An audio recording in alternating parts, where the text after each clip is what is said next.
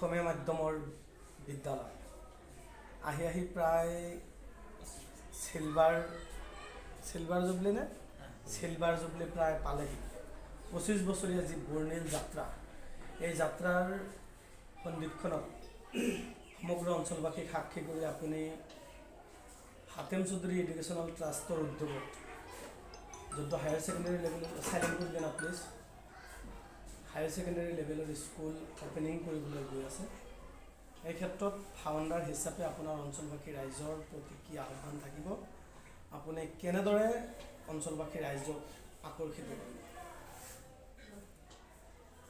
প্ৰথমেই সকলোলৈ ঈদৰ শুভেচ্ছা জনাইছোঁ। আমি হাতেম চৌধুৰী শিশু নিকেতন যদিও ব্যক্তিগত খণ্ডৰ বিদ্যালয়, কিন্তু এয়া ৰাইজৰ সৃষ্টি। বৃহত্তৰ গৰৈমাৰী সন্তলীৰ ৰাইজে যদি সহযোগ নকৰিলে হয়, 2000 চনত গোটেই দক্ষিণ কামৰূপ অঞ্চলৰ ভিতৰতেই হয়তো আমি ক'ব পাৰিম যে প্ৰথম পৰ্যায়ত প্ৰতিষ্ঠা লাভ কৰা এখন ব্যক্তিগত খণ্ডৰ বিদ্যালয়। আজি 25 বছৰ আমি সমাপ্ত কৰিবলৈ ওলাইছোঁ। আৰু এই 25 বছৰৰ ভিতৰত বহু ছাত্ৰ ছাত্ৰী ইয়াতে লিখা পঢ়া কৰিলে, আৰু আমি অনুভৱ কৰিছোঁ যে আমাৰ ছাত্ৰ ছাত্ৰীসকল এটা সফলতাৰ দিশত আগবাঢ়িছে। আৰু বিদ্যালয়খনত ছাত্ৰ ছাত্ৰীক কেতিয়াও মিছগাইড কৰা নাই। ছাত্ৰ ছাত্ৰীসকলৰ যিটো প্ৰতিভা, তেওঁলোকৰ সৰ্বাংগীন প্ৰতিভা কেনেকৈ বিকশাই তুলিব লাগে, তাৰ কাৰণে বিদ্যালয়খনে যথেষ্ট আমি প্ৰচেষ্টা হাতত লৈছোঁ আৰু আমি সফলতা লাভ কৰিছোঁ। তো এই ৰূপালী জয়ন্তী বৰ্ষত আমি অনুভৱ কৰিছোঁ যে হয়, বৃহত্তৰ গৰৈমাৰী অঞ্চলত যদিও কেইবাখন বিদ্যালয় উচ্চতৰ মাধ্যমিক শাখা মুকলি কৰিবলৈ লৈছে, তো তাৰ লগত ভাবিছোঁ যে আমিও কৰাটো খুবেই প্ৰয়োজন আছে আমাৰ অঞ্চলত। উচ্চতৰ মাধ্যমিক শাখা থকা বিদ্যালয়ৰ সংখ্যা কম, আৰু কোৱালিটি এডুকেশ্যন দিবৰ কাৰণে মই ভাবোঁ যে আমাৰ বিদ্যালয়খন উপযুক্ত। আৰু ইতিমধ্যে আমি ভালেখিনি উপযুক্ত ফেকাল্টি আমি লাভ কৰিছোঁ। আমি অনুভৱ কৰিছোঁ যে আমাৰ ছাত্ৰ ছাত্ৰীসকলে যাতে যিটো লিংগুইষ্টিক যিটো প্ৰব্লেম, যে ভাষাৰ ক্ষেত্ৰত যাতে তেওঁলোকে দৈন্যতা লাভ নকৰে, যাতে তেওঁলোকে ইংৰাজী অসমীয়া দুইটা শাখাতে যাতে বহুত ভালকৈ বিজ্ঞান আৰু কলা শাখাত লিখা পঢ়া কৰিব পাৰে। তাৰ কাৰণে আমি শিক্ষাগুৰুসকলে এনেকৈ লৈছোঁ যাতে তেওঁলোকে ইংৰাজীও যাতে সলসলীয়াকৈ ক'ব পাৰে, তাৰ লগত যাতে অসমীয়া ভাষাৰ ওপৰতো তেওঁলোকৰ যথেষ্ট দখল থাকে। আৰু তেনেকৈ ছাত্ৰ ছাত্ৰীসকলে দুইটা ভাষাত যাতে ভালকৈ লিখা পঢ়া কৰাৰ সুযোগ পায়, আমি তেনেকুৱা প্ৰচেষ্টা লৈছোঁ। আৰু ইতিমধ্যে আমি দেখিবলৈ পাইছোঁ আৰ্টছ বুলি ক'লে বহুতেই নেগলেক্ট কৰিবলৈ লৈছে, কিন্তু মই ভাবোঁ যে আৰ্টছটো এটা মই ভাবোঁ যে এইটো এটা কিং অফ দ্য ষ্ট্ৰীম মই ভাবোঁ। আৰু তাত যদি দক্ষ শিক্ষাগুৰুৱে ভালকৈ শিকায়, আৰু মই ভাবোঁ যে মই নিজেও এজন পিয়'ৰ আৰ্টছৰ মানুহ, গতিকে মই অনুভৱ কৰিছোঁ যে আৰ্টছৰ ওপৰত বহুত ভালকৈ লিখা পঢ়া কৰাব লাগে।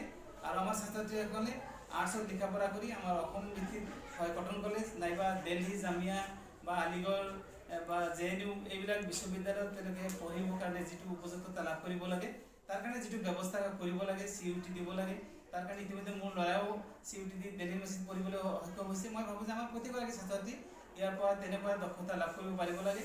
আৰু NEET বা JEE এইবিলাক পৰীক্ষাত যিটো ফাউণ্ডেশ্যন লাগে, মই এইটো নক'ম যে NEET আৰু JEE ইয়াৰ পৰাই পঢ়িলে লগে লগে কমপ্লিট কৰিব, এইটো পঢ়াই কোৱা হ'ব। কিন্তু মই ভাবিম যে NEET JEE এইবিলাক কমপ্লিট কৰিব লাগিলে যিখিনি দক্ষতা ছাত্ৰ ছাত্ৰীৰ লাগে, সেইখিনি আমাৰ শিক্ষাগুৰুসকলে তেওঁলোকক দিবলৈ সক্ষম হ'ব, আৰু তাত কোনো সন্দেহ নাই। গতিকে মই এনেকুৱা এটা আশাই ৰাখিছোঁ, আৰু আমাৰ অঞ্চলবাসী ৰাইজলৈ আন্তৰিকভাৱে আমি তেখেতসকলৰ আশীৰ্বাদ সহযোগিতা কামনা কৰিছোঁ। কাৰণ আপোনাসকলৰ সহযোগিতা আৰু আশীৰ্বাদৰ ফলতেই আজি 25টা বছৰ আমি সফলতাৰে সক্ষমতা লাভ কৰিছোঁ, আৰু আপোনালোকৰ ছাত্ৰ ছাত্ৰীসকলক পঢ়ুৱাবলৈ আমি সুযোগ লাভ কৰিছোঁ। আপোনালোকৰ ছাত্ৰ ছাত্ৰীক যদি আমি পঢ়াব পাৰিছোঁ, এইটো আমাৰ জীৱনৰ কাৰণে এটা সাংঘাতিক সফলতা, আৰু এইটো এটা সাংঘাতিক প্ৰাপ্তি বুলি আমি নিজকে গৌৰৱ অনুভৱ কৰিছোঁ।